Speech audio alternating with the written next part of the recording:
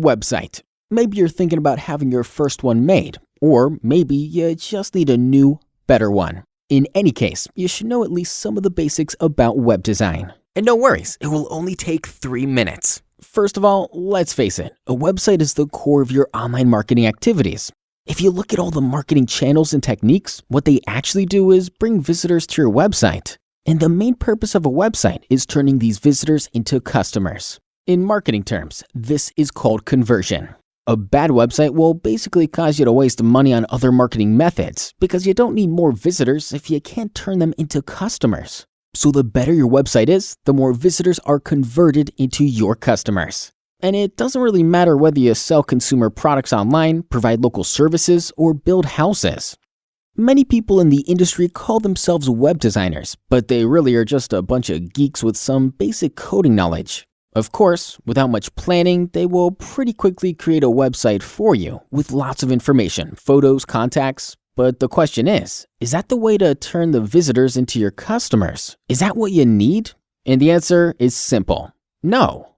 What you have to do is look for someone serious about web design.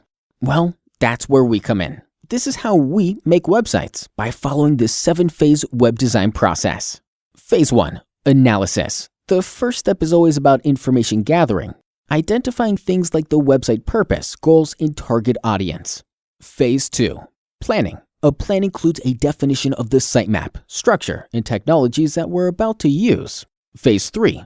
Design. Not only do we focus on wireframe models and the visual style in this stage, but also on the usability of the user interface for the best possible user experience. Phase 4. Content. A very important part of the process is choosing the right text, photos, or videos, all optimized not only for your visitors, but also for search engines. Phase 5. Development. Here, we actually create the website using the hypertext markup language and cascading style sheets with some help from databases and other technologies as well. If needed, our websites can be made accessible to mobile devices too. Phase 6. Testing. We test all the technical features like code and scripts, compatibility with major browsers, but we also ask ourselves if the website really fulfills its purpose. Phase 7. Deployment.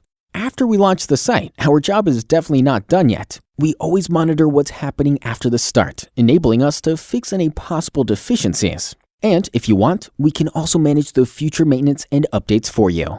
As you have just seen, web design is a very complex process, but we believe this is how websites should be done, and our customers agree. And if you share our passion for high-quality websites, let's get in touch. We'll be happy to help you with what we do best.